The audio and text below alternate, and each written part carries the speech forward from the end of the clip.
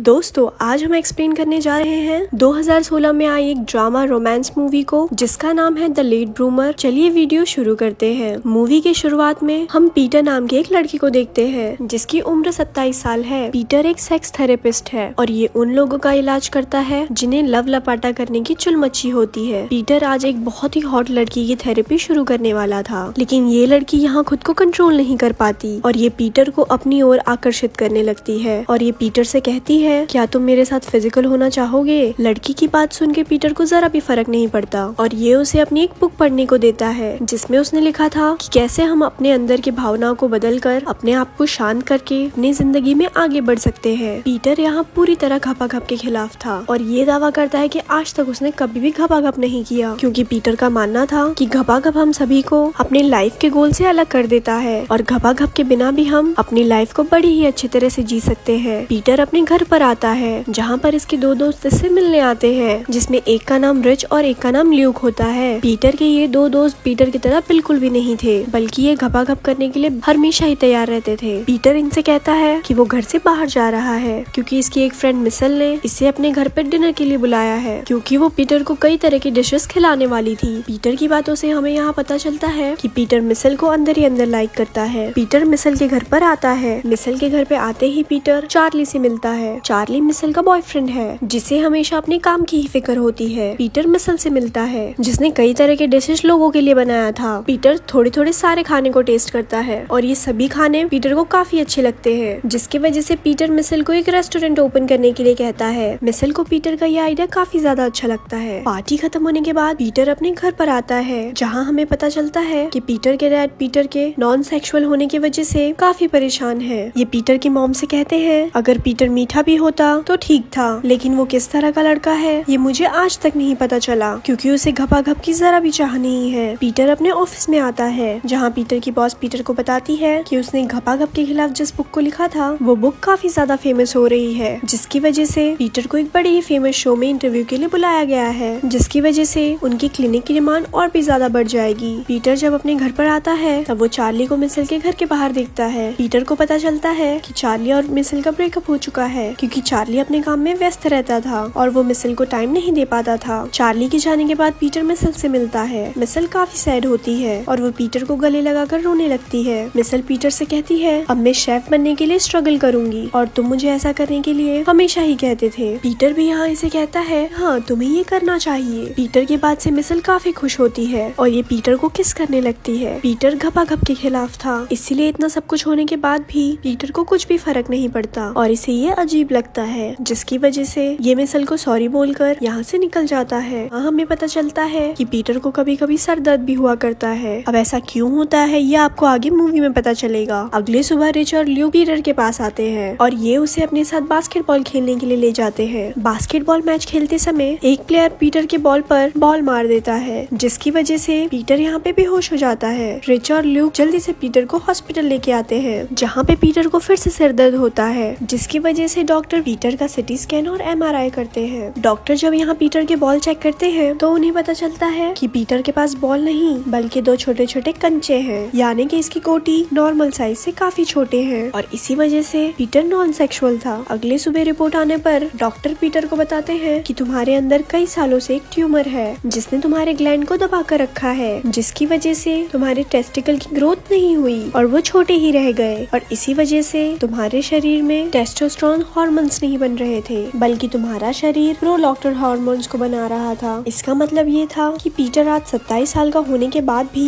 इसका नुन्नू खड़ा नहीं होता था और इसी वजह से आज तक कभी भी पीटर को घपाघप करने की इच्छा नहीं हुई और ये घपाघप के बारे में अलग अलग किताबों को लिखता गया। डॉक्टर पीटर से कहता है कि वो पीटर का ऑपरेशन करके उसकी ट्यूमर को बाहर निकालेंगे, जिसके बाद पीटर अपने लाइफ को एंजॉय कर पाएगा। डॉक्टर की बात सुनकर पीटर काफी खुश होता है, क्योंकि अभी तक पीटर को लग रहा था कि वो घपाघप ना करके लोगों को बदल रहा है। डॉक्टर पीटर का ऑपरेशन करते हैं और पीटर का ऑपरेशन सक्सेसफुल हो जाता है और सभी लोग पीटर को उसकी नई जिंदगी में वेलकम करते हैं। हॉस्पिटल के बाद पीटर अपने पेरेंट्स के घर पर रुकता है ताकि ये जल्दी से ठीक हो सके। पीटर अडल्ट मैगजीन को देखकर अपने सोए हुए अरमानों को जगाने की कोशिश करता है, लेकिन इसका कुछ भी असर नहीं पड़ता। अगले दिन इसके दोनों दोस्त इससे मिलने आते हैं और वो अपने साथ एक स्ट्रिपर को भी लेके आते हैं ताकि ये लड़की पीटर के सोए हुए अरमानों को जगा दे। ये लड़की पीटर को काफी ज्यादा उकसाती है और ये अपने अंगों की तरंगों से पीटर को मजा लेने के लिए कहती है, लेकिन पीटर बेचारा खड़ा ही नहीं हो पाता। लेकिन उसके दोस्त ल्यूक का बाहर ही खड़ा हो जाता है। अंदर ये लड़की पीटर को खड़ा करने के चक्कर में बेचारी खुद ही बैठ जाती है। अगली सुबह पीटर जब सोकर उठता है तब ये नीचे आता है। पीटर को देख के उसकी फैमिली खुश हो जाती है क्योंकि अब पीटर का नुन्नू स्टैंड हो चुका था। इसका मतलब पीटर अब छोटा बच्चा नहीं रहा। पीटर जल्दी से तैयार होकर अपनी लाइफ को शुरू से जीने के लिए घर से बाहर जाता है। पीटर जब अपने घर पर आता है तब ये देखता है कि इसका दोस्त ल्यूक एक लड़की के साथ फिजिकल हो रहा था। पीटर इन्हें यहाँ से जाने के लिए कहता है। पीटर देखता है कि इसका स्पाइडरमैन अभी भी खड़ा है तो ये उसे बैंड करने के लिए जल्दी से टॉयलेट में जाकर हिलाता है। पीटर अपनी नई जिंदगी में अपने अंदर की आग को मिटाने के लिए दिन में कई बार हिलाने लगता है। एक दिन मिसल पीटर से मिलती है और कहती है कि वो एक कुकिंग चैलेंज में हिस्सा लेने जा रही है और अगर इसने उस चैलेंज को जीत लिया तो इसे लॉस एंजलिस के एक बड़े होटल में काम करने का मौका मिलेगा और ये वहाँ से अपने शेफ बनने की शुरुआत कर सकती है। इसलिए अब ये कुछ दिनों तक बाहर ही रहेगी। ये सुनकर पीटर को अंदर से तो काफी दुख होता है, लेकिन ये उसे दिखाने के लिए वो एकदम से खुश हो जाता है। पीटर जब ऑफिस आता है तब ये अपने एक पेशेंट से मिलता है। अपने पेशेंट की बात सुनकर पीटर को घपाघप करने की उत्तेजना होने लगती है, लेकिन इसे कुछ चिड़चिड़ापन भी होने लगता है। पीटर डॉक्टर के पास आता है और पूछता है कि इसके साथ ऐसा क्यों हो रहा है और इसे घपाघप को लेके इतनी उत्तेजना क्यों हो रही है। इस पे डॉक्टर इसे बताते हैं कि तुम्हारे अंदर टेस्टोस्टेरोन हार्मोन्स 15 साल बाद बनना शुरू हुए हैं, इसीलिए ये सब तुम्हारे शरीर में इतनी तेजी से हो रहा है। मतलब कि तुम्हारा तो अब कहीं पर भी फायर होने के लिए तैयार है और तुम्हारे शरीर में हार्मोन्स देरी से बनना शुरू हुआ है, इसलिए तुम्हारे अंदर कुछ साइड इफेक्ट्स भी होंगे, जैसे आवाज भारी होना, चिड़चिड़ाहट होना, घपाघप की उत्तेजना होना जैसी समस्या है। लेकिन तुम घबराना मत, सब ठीक हो जाएगा। शाम के टाइम पीटर मिसल से बात करता है। वे उसकी कंपटीशन के बारे में पूछता है। मिसल यहाँ किसी दूसरे के बारे में बात करती है, जिसकी वजह से पीटर को थोड़ा जलन महसूस होती है। अगले दिन पीटर रेडियो पे अपना इंटरव्यू देने जाता है, लेकिन इंटरव्यू के समय पीटर की आवाज में बदलाव आता है और ये इंटरव्यू पूरा नहीं कर पाता।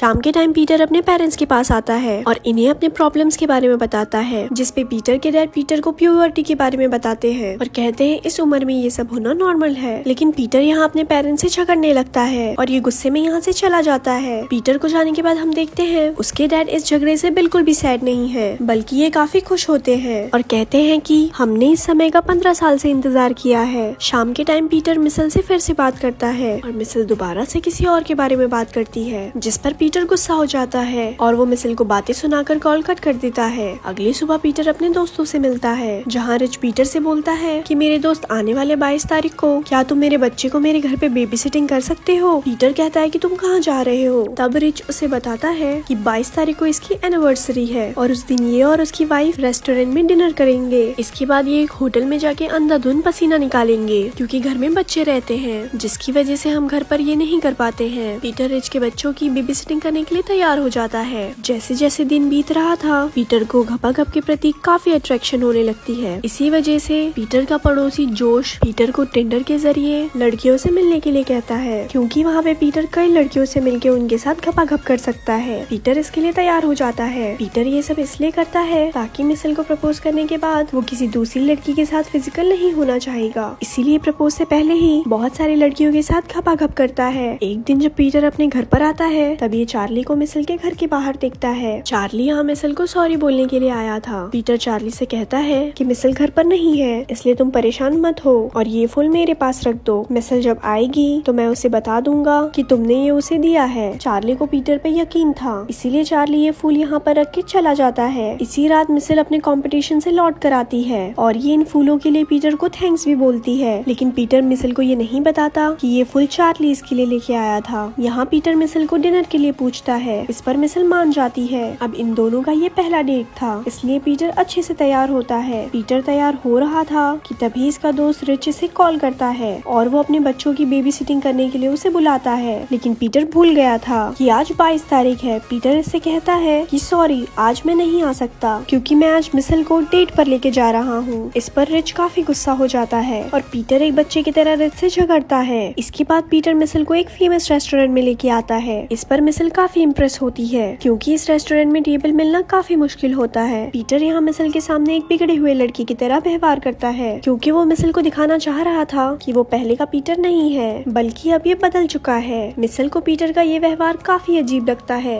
ये दोनों डिनर शुरू करने ही वाले थे कि तभी यहाँ पर रिच और उसकी वाइफ आ जाते हैं और हम हमें यहाँ पता चलता है कि जिस टेबल पर ये दोनों बैठे हैं उस टेबल को रिच ने अपने और अपने वाइफ के लिए बुक की थी, लेकिन पीटर ने उस रिजर्वेशन को चुरा लिया और यहाँ पर आ गया क्योंकि पीटर को लग रहा था कि रिच अपने बच्चों को छोड़कर यहाँ पर नहीं आएगा। लेकिन रिच कहता है लास्ट समय पर ल्यूक मेरे बच्चे की बेबी सिटिंग करने के लिए आ गया क्योंकि वो पीटर की तरह एक धोखेबाज नहीं है। ये सारी बातें सुनकर मिसल यहाँ से उठकर जाने लगती है। पीटर मिसल को रोकता है, लेकिन मिसल उससे कहती है कि अभी कुछ देर पहले ही मुझे चार्ली का मैसेज मिला जिसमें उसने बताया था कि वो फूल तुमने नहीं चार्ली ने वहाँ पर रखा था। मिसल पीटर के ऊपर गुस्सा करके यहाँ से चली जाती है। अगले दिन हम पीटर को उसकी एक पेशेंट के पास देखते हैं जो पीटर को अपने फैंटेसी के बारे में बताती है कि इसे घपाघप करना बहुत ही पसंद है। क्योंकि पीटर का नुन्नू अब स्टैंड होने लगा था तो पीटर इसकी बात सुन के घपाघप के लिए तैयार हो जाता है और ये उसकी थेरेपी को छोड़कर इसके साथ संबंध बनाने की तैयारी में लग जाता है। पीटर पैंट निकालने ही वाला था कि तभी यहाँ पीटर की बॉस आ जाती है और वो पीटर को ऐसा करता देख लेती है, जिसकी वजह से वो पीटर को इस जॉब से निकाल देती है। पीटर अपने अंदर के बदलाव को कंट्रोल नहीं कर पा रहा था, इसलिए काफी समय बाद अपने फादर से मिलता है और उनसे कुछ सलाह मांगता है। पीटर बताता है कि इसे अपने ऊपर कंट्रोल नहीं मिल रहा है। इस पर इसके फादर इसे बताते हैं कि मर्दों के अंदर इस तरह का बदलाव प्यूबर्टी के दौरान होता है क्योंकि ये सब हार्मोन्स का किया धरा होता है। लेकिन हाँ, हमें अपनी गलतियों का एहसास होना चाहिए क्योंकि एक असली मर्द बनना और मर्द बनने का दिखावा करना इसमें बहुत ही फर्क होता है। पीटर कहता है कि वो कल के अपने इंटरव्यू में लोगों को क्या बताएगा जब ये खुद ही इसके लिए परेशान है और इसका खुद पर ही कंट्रोल नहीं है। पीटर के डैड कहते हैं कि तुम सिर्फ वही बोलना जो तुम्हारा दिल करे। अगले दिन पीटर इंटरव्यू में अपने बुक को सबसे बेकार बुक बताता है और बताता है इसने 15 सालों से इन सब चीजों का एक्सपीरियंस नहीं किया था, इसीलिए अपनी इच्छाओं को दबाने से अच्छा है कि खुद को लोगों के सामने लेके आओ। पीटर कहता है कि घपाघप हमारी जिंदगी का एक बेहद ही जरूरी हिस्सा है और हम सभी को इसका फायदा लेना चाहिए। पीटर की बात सुनकर यहाँ मौजूद सभी लोग पीटर के लिए ताली बजाते हैं। पीटर रिच के पास जाता है और ये उससे माफी मांगता है। रिच पीटर को माफ भी कर देता है। इसके बाद रिच और उसकी वाइफ पीटर को